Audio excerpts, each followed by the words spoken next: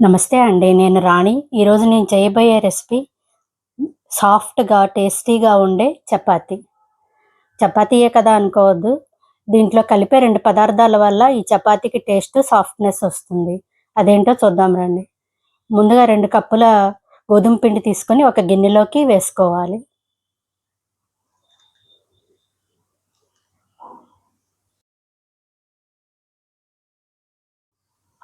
అర tea spoon salt వేయాలి.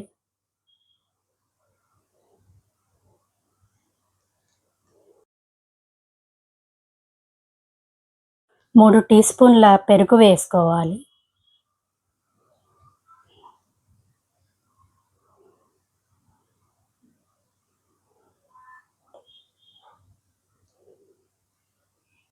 1/4 cup కన్నా తక్కువగా పాలు వేయాలి.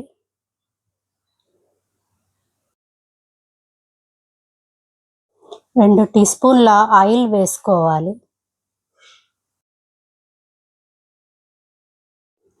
సాల్టు, పాలు, పెరుగు, నూనె మొత్తం పిండిలో కలిసేలాగా బాగా కలుపుకోవాలి.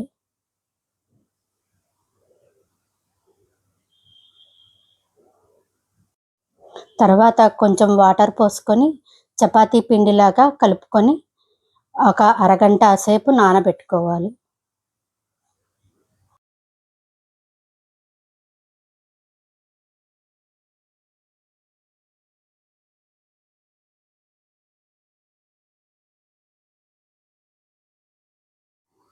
అరగంట తర్వాత పిండినంతటిని ఉండలుగా చేసుకొని పక్కన పెట్టుకోవాలి.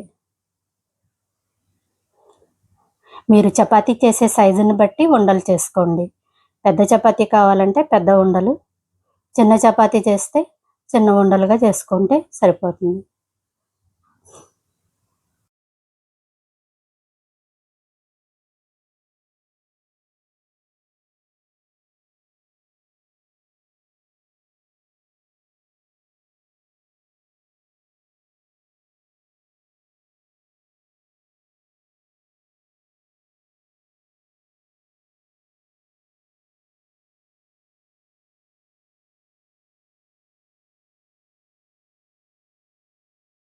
ఒక ఉండను తీసుకొని పొడిపిండిలో అద్ది చపాతీల్లాగా ఒత్తుకోవాలి.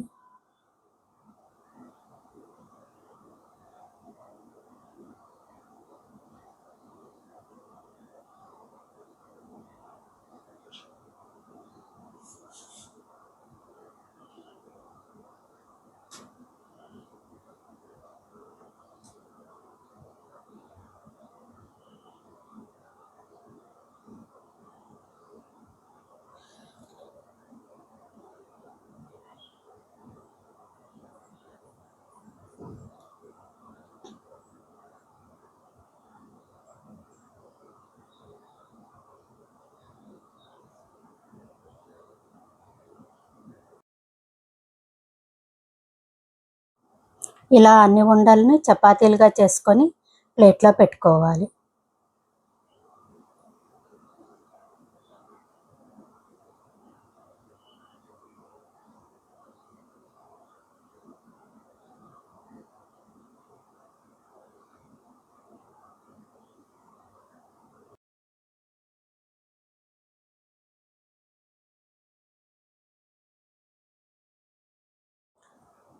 స్టవ్ పై పెనం పెట్టి పెనం వేడయ్యాక చపాతీని వేసి అన్ని వైపులా కాలేలాగా తిప్పుతూ కాల్చాలి.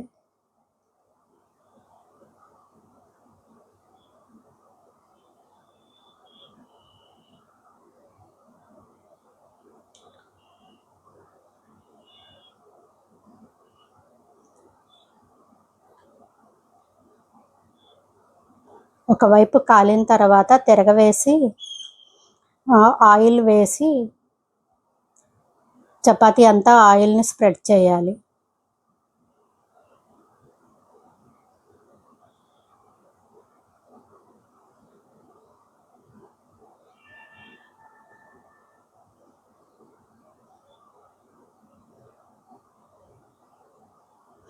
ఇలాగే రెండో వైపు కూడా కాలిన తర్వాత మళ్ళీ తిరగవేసి ఆయిల్ వేసి స్ప్రెడ్ చేయాలి.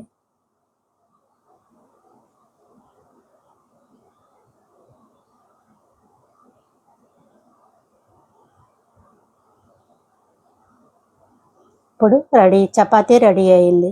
ఇలా మిగతా మనం చేసి పెట్టుకున్న చపాతీలన్నింటినీ వేసి కాల్చుకోవాలి.